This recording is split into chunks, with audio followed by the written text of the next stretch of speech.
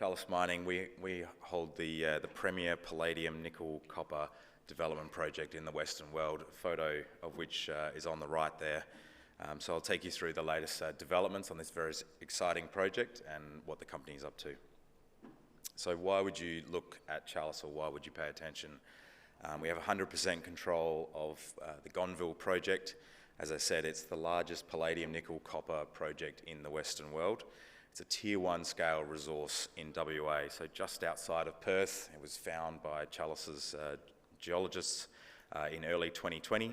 It has a resource which contains 17 million ounces of PGEs, mostly palladium, a little bit of platinum and gold, 960,000 tonnes of nickel, 540,000 tonnes of copper and 96,000 tonnes of cobalt. It is a huge resource. There's a huge amount of metal in the ground there in a single deposit. It's just really not something you see very often.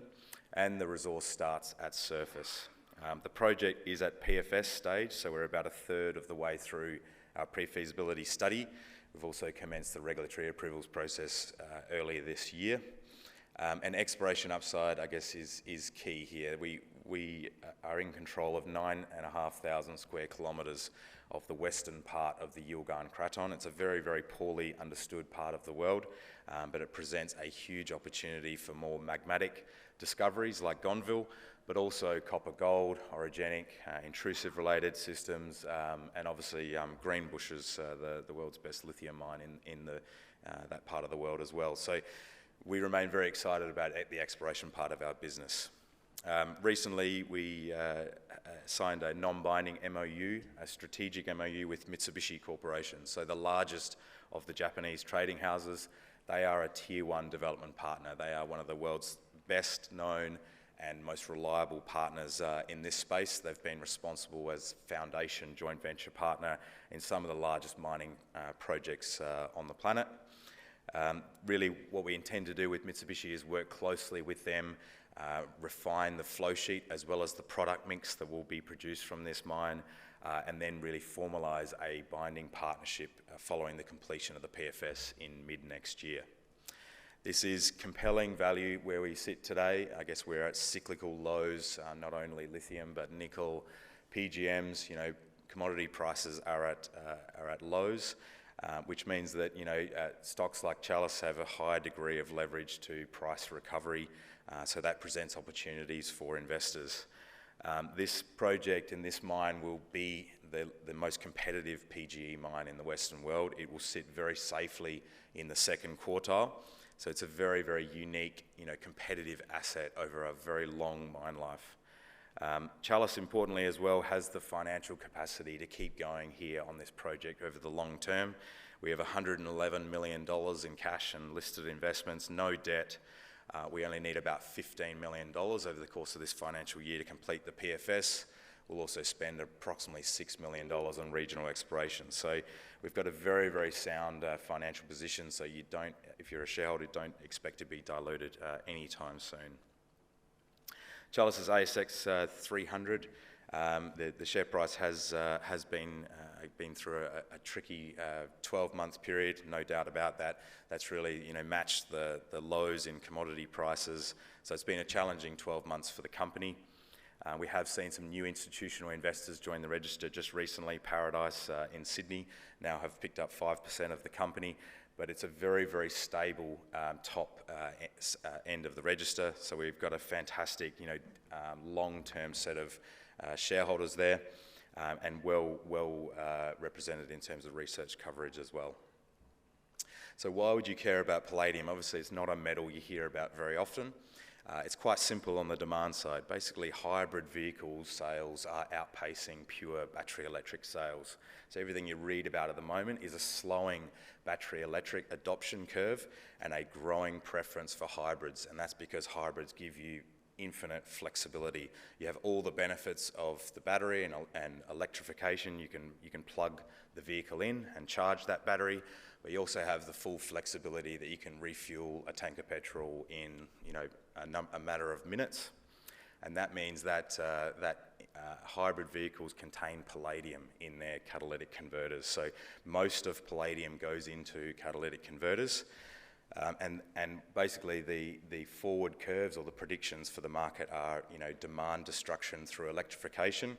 That is grossly basically overestimated at this point. So really, in reality, we're seeing far more rapid hybrid adoption than we're seeing battery electric adoption. So on top of that, we're actually seeing more and more palladium usage for these leaner and smaller engines that are in hybrids. So, and interesting, I bet almost half of current BEV owners in the US are now considering switching back to an internal combustion engine. So if you imagine, obviously we've got our eyes on the political environment in the US at the moment, but it could be a very, very interesting story for palladium over the near term. Supply is also concentrated almost entirely in Russia and South Africa. So you can imagine the reliability of those countries is obviously very, very low. The price action has been somewhat extreme over the last 5 years on the chart on the right-hand side there. You can see, well before COVID, the price went to $2,000 an ounce, and then after the Russia invasion of Ukraine, the price spiked to almost $3,500 per ounce. But what's interesting here is that there is no development pipeline. Other than our asset, there is very, very few new mines that can come online here in the near term and add to supply. So that means ultimately we are going to see a rebound in prices, and that is being reflected in the recycled market as well. A large portion of future supply in supply-demand models is expected to come from recycled supply. At the moment, recycling is subdued, partially due to that price environment, but also just because it's such a difficult business, recycling these metals. So Gonville is very, very well placed. It's really the only palladium project anywhere near production, and it's really the only project with scale that can be meaningful. If you look at the current price at the moment, the red line there, it shows, we are deep into the cost curve. It's not the only set of commodities that are deep into the supply cost curve at the moment, but basically we are, somewhere between the 50th and 60th percentile of the cost curve at spot prices. This chart is about a month old now, but that means, to balance the market, pricing needs to revert to higher levels, and it will, we believe, revert to incentive pricing levels in the near term. So you can see there on the left-hand side, Russia occupies a big chunk of the supply curve. They have negative cash costs because of their byproduct credits. We expect to sit right beside them, between basically Russia and the South African producers. And at the moment, South African producers are seeing cost escalation between 8 and 20% per annum. So that's just going to put more and more pressure on those marginal producers and put upwards pressure on prices over the long term as well. So it is effectively a game of, can we control our costs better than South Africa and Zimbabwe? And we believe we certainly can. So this is a picture of our project, obviously located just 70 kilometres outside of Perth, as I mentioned. So it is a long life, low cost, low carbon critical minerals project of scale. I mentioned the size of the resource, obviously very, very significant. In terms of metals mix, it is a unique exposure as well. Approximately 50% of our revenue stream will be palladium, approximately 25% nickel and 15% copper. So copper is meaningful co-product for us. We also have a number of byproducts, gold, platinum, cobalt, approximately 10%. So really fundamentally it is a palladium, nickel, copper revenue stream. I mentioned it will sit comfortably in the second quartile. It's a low-risk development location, obviously fantastic infrastructure around Perth, fantastic jurisdiction to build and operate a mine in Western Australia, and we've de-risked the permitting substantially by actually going and acquiring the freehold title to the farmland. So we own approximately 23 square kilometres of farmland that hosts the deposit, and enough infrastructure, basically footprint for a number of years. We will do shallow open pit mining to begin with, the benefit of the resource obviously starting at surface. Also some of the highest grade resource we've found in that first 150 metres below surface, so the grade will be substantially higher in those early years, and that's obviously a very, very favourable position to be in for payback and obviously return on investment. And this is sulfide mineralogy. It's worth stressing here that this is, we have the ability here to produce a separate saleable copper PGE concentrate, as well as a nickel cobalt PGE concentrate, and we will also recover additional palladium from the flotation tails using a leach circuit. So we recently remodeled the high-grade portion of the resource, really took a much more granular, in-depth view at the high-grade lenses throughout the deposit. Those high-grade lenses, as I mentioned, start near surface, and so this will give us the ability to really now model selective high-grade open pit as well as underground mining techniques. You can see there that the entire resource occupies about a 2-kilometre strike length, and we have measured and indicated resources down to about 450 metres below surface. So we've spent almost $200 million drilling out this deposit, so it's a substantial amount of investment in a very, very short time period. So we understand the resource now very, very well, and it's very, very well defined. So the high-grade component of the resource gives this project a huge amount of optionality. So whilst last year we scoped bulk open pit development options to bulk this resource in a larger throughput, we've now really honed in on where is the high grade for this project. We think approximately 59 million tonnes, or about 10% of the resource, has about 2 to 2.5 times the average grade of the global resource number. So that provides a nice, early source of focus for the starting phase of the project. But you can see there as well, there's a grade tonnage relationship here as well. So you can high grade it even further than 59 million tonnes if we wish to, and that gives us that flexibility. So if we start with a higher cutoff grade to improve margins as prices increase over time, and that's typically what you do see with precious metals, they escalate far higher than the rate of inflation. So as prices increase over decades here, we will just drop the cutoff grade and open up more and more resource for processing. So a little bit like the copper porphyry operations you see in South America. The flow sheet, obviously this is where a lot of our time is being focused, and we have a lot of technical people within the team focused on cracking the code on our metallurgy. We're going to start with a simple concentrator flow sheet, like I said, producing copper PGE concentrate for export, as well as nickel cobalt PGE concentrate for export. Obviously, we've never been reliant on the Nickel West business, so we haven't had any plans or won't have any impact from a shutdown, obviously recently with Nickel West. So those copper and nickel products will go overseas. And then from the flotation tails, we'll actually blend in oxide material with that flotation tails over time, and we will leach palladium and gold from that blend using conventional processing techniques. On the bottom right-hand side there, you see a future option. Really the prize here for this asset is going further downstream on the nickel side.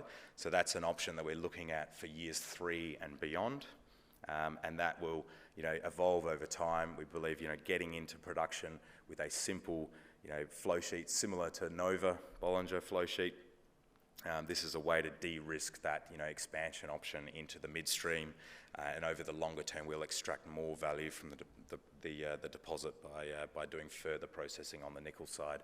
Obviously, this is an area that Mitsubishi is obviously very, very interested in as well. They are certainly pushing us towards, that hydrometallurgical process, but they understand that we do need to de-risk it over an initial stage of operation.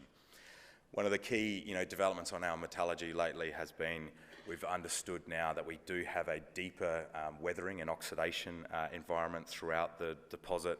So we've seen that actually previous flotation results were materially misrepresenting the recoveries. We've also seen that about 70% of the nickel is in recoverable sulfide form, and our previous flotation results were sort of getting recoveries in the 30 to 50% range. So you can see there is a prize from bringing those recoveries up from 30 to 50% to more like 60 to 70%. And we've done just that, on the first samples in the current program of test work. We're seeing a good uplift, particularly on the nickel and cobalt recoveries, we have a portion of the PGMs in those nickel minerals as well. So as we improve nickel recoveries, we will get a flow-on effect of higher PGM recoveries as well. So this is, I guess, the crux of our project, and this is the area of focus for the PFS, is we are throwing, lots and lots of test work over lots of samples across the deposit, and we're really looking, and we're very excited by the early results we've had in terms of recovery improvement. I mentioned earlier, obviously, exploring this new province is obviously a key part of our business as well. For those who've been following, really, following the discovery, a lot of enthusiasm around, how big is this system really? Obviously, we've drilled out the right-hand side of this image now very, very extensively. We've drilled about 1,300 drill holes at Gonville, which occupies the farmland portion of the complex. But the complex as a whole and the host geological unit here is about 10 kilometres from one end to the other. We've drilled about 120 diamond drill holes and many, many hundreds of air core holes now going further north and into the state forest. And we've basically proven here that this is a 10+ kilometre system. Very, very similar geology across that strike length, so it provides us really long-term underground development optionality to go beyond the open pit at Gonville. Over the long term, we will underground mine. There'll be a series of underground mines, we believe, across that strike length. So we now really have a clear pathway. Once we get into production with Gonville, that's really where the growth for this, already very, very large resource will come from. But probably more relevant in the near term is we have about 44 defined targets now across the West Yilgarn. So Kevin Frost, who leads our team, and his 15 or so geologists in the Chalice team have spent the last sort of 2.5 years really doing the basics across this land package. So we've done a very, very extensive program, a provincial scale reconnaissance exploration program across the West Yilgarn. You can see there it occupies about 1,200 kilometres north to south, basically running along the west coast of WA. This is a huge, huge land package, and 44 targets is obviously just what we've come across so far. This is going to be a multi-decade exploration effort to really unlock all the riches on this side of the Yilgarn. So there's a combination here of magmatic nickel copper PGE targets, I guess like Gonville. Obviously we found Gonville and we're very, very successful greenfield explorers. We know how to do this work in the most efficient and timely manner. What's probably more interesting, for the near term is, really we're going to get after a lot of drilling on copper gold targets, and we've got a lot of greenstone belts that are just sort of coming up, previously unrecognised in the western part of the Yilgarn. Very, very analogous geology to the eastern goldfields. So, the gold potential here on the western side of the Yilgarn is also very, very good. So watch this space. So we, like I said, are really focused now on the high-grade starter case or stage 1 for Gonville, and the test work really across the deposit. We've drilled a number of large diamond drill holes to get enough sample to give us nice representative metallurgical test work across the deposit, and we're really targeting that 5 to 10% uplift in metal recoveries. It's going to be a very, very busy period, getting that PFS done over the next 12 months and then entering or re-entering negotiations with Mitsubishi Corporation to form a joint venture. There's no exclusivity with Mitsubishi, so we are open to talk to other parties over that period as well, and we suspect that as we de-risk this project, just given the uniqueness in terms of size and quality and jurisdiction, we will get other strategic interest over that period as well. Like I said, fully funded, $111 million in cash and listed investments. So really we are motivated, funded, and we have the right people involved to drive this project forward. So we have 100% of a very, very unique asset. Like I said, it is a very unique palladium exposure in the market. Obviously the palladium price is like I said, at unsustainably low levels. We expect a recovery in that. And what we're seeing in the market, we're very much following closely that growth in hybrid sales.